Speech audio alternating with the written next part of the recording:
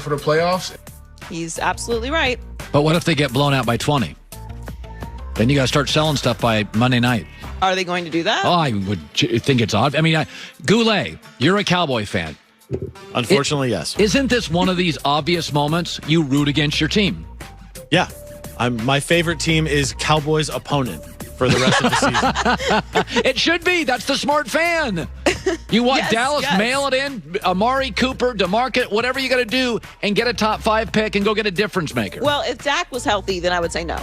Well, Dak's going to be the future. I'm not saying quarterback, but right, just so go. I'm saying because Dak is out, and now Andy Dalton is likely out as well. Yeah. Because he hasn't passed concussion protocol yet. Yes, you are now officially in rebuilding mode. Yes. The Dak's not coming back this season, and he's the franchise quarterback. So sell some picks. Dak will be back. Yeah, Dak will be back. Sell some picks. Rebuild your O-line first, D-line second. But the problem is, well, not problem. The problem is if that's your mentality and you're a fan, that's a problem. But players and coaches don't tank.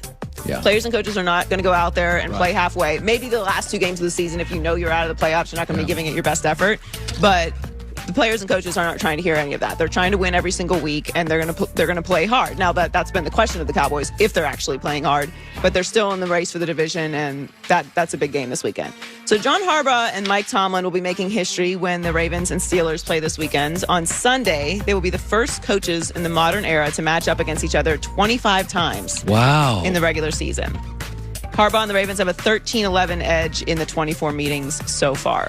Not many people have an edge over the Steelers last 20 years. No. And that's really a testament to what those organizations are. Winners and consistent. They don't trade in for their coaches every 3 years.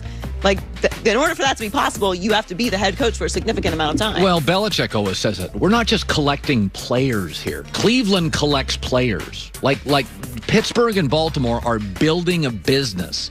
And they're, Minka Fitzpatrick, that's a guy they're going to keep for the next 6 years. It's not just about collecting players. The really smart organizations draft, develop, sign long-term, and then, they have cultures. Yes. And goals and standards.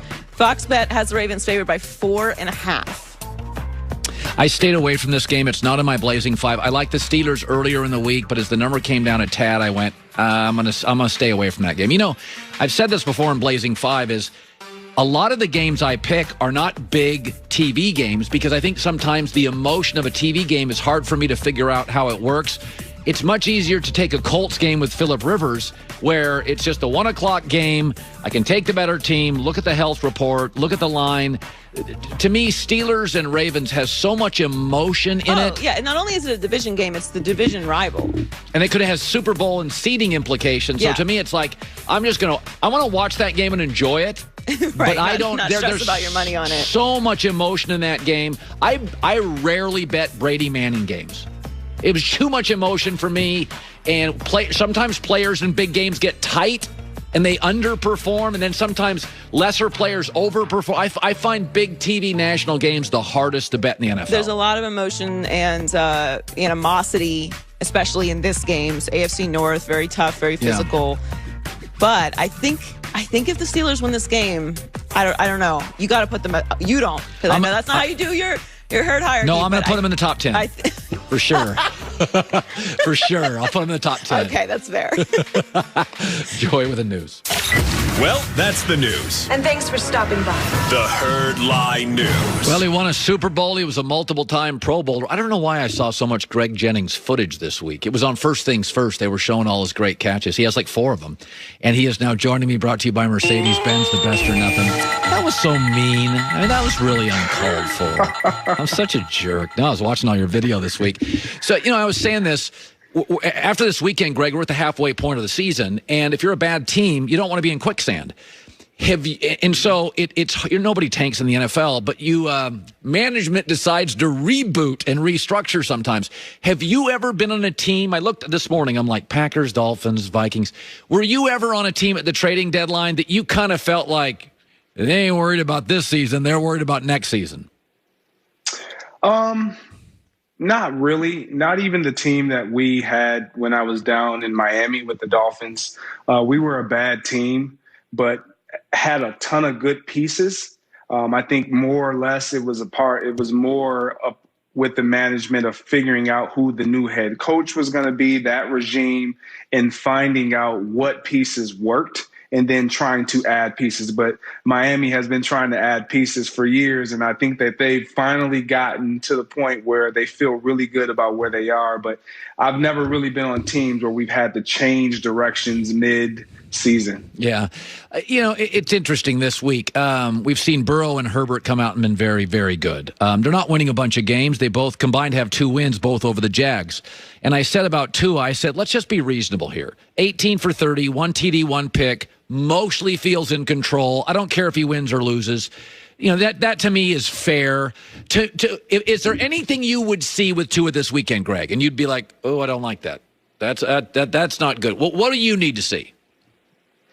For me, it's like you said, it's poise, it's control of the game. It's that maturation from first quarter to the fourth quarter, and then game management, how he manages the game, how he controls the huddle, how he commands the huddle and the guys around him that's going to be listening to him when it comes to play calls, what he looks like at the line of scrimmage. Does he look and appear to be in control, and that he's identifying what the defenses are presenting in front of him? Those are the little things that, from a coaching perspective, and even as a teammate, that you want to know your young quarterback has under wraps. Yeah. I said at the trading deadline, Seattle gets Carlos Dunlap. The Eagles and the Rams over the last few years have been very aggressive teams, and Green Bay tends to be, we're going to draft our players, develop them. It's like this Midwestern ethos. We're going to buy a used car and pay down our bills, and we're going to be responsible. And I said to myself the other day, I said, listen, go get Will Fuller. I don't know if he's going to be great, but I got Devontae Adams gets nicked up more than occasionally. I'm watching Seattle's defense now get better with Carlos Dunlap, a very good, smart veteran player. He's worth a sack every other game. And I think to myself, I don't know if Will Fuller is perfect or Amari Cooper's kind of expensive, but I kind of feel Aaron Rodgers is 37 in a month.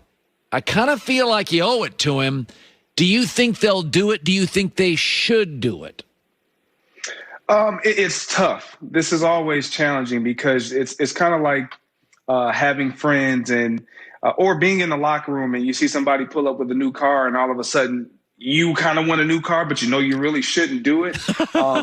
It's like the Tampa Bay Buccaneers. You see them adding insurance policies when they go and get Antonio Brown, and they already have a plethora of skill guys. And you're Green Bay, and you have a similar type of quarterback who is aging and who is kind of on the downslope, but his downslope is a little slower than Brady's. Right. And it's like, we got to capitalize. We got to take advantage of this. You mentioned Will Fuller. For me, I don't really care for the Will Fuller acquisition if they chose to go that route, simply because you're talking about injuries with Devontae Adams and him being on and off the field. You know what he provides when he's healthy. But I need consistency and availability. And Will Fuller has shown that he has been unavailable at times. A guy that I would love to see added to this roster is a guy that's going to really add to what they do, and that's Golden Tate. He's in a situation in New York where if they're not doing anything, they're not going anywhere, they're not playing for any playoff berth or anything like that.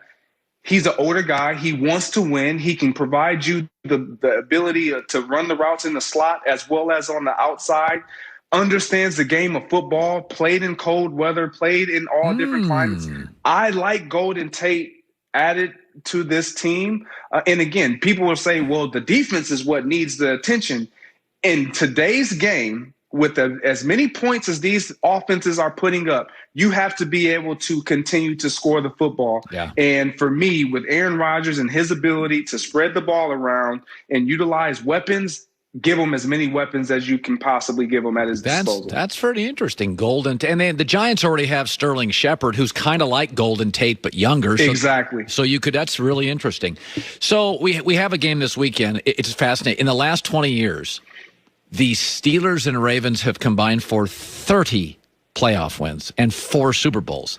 So when you were with Green Bay, it was an excellent organization.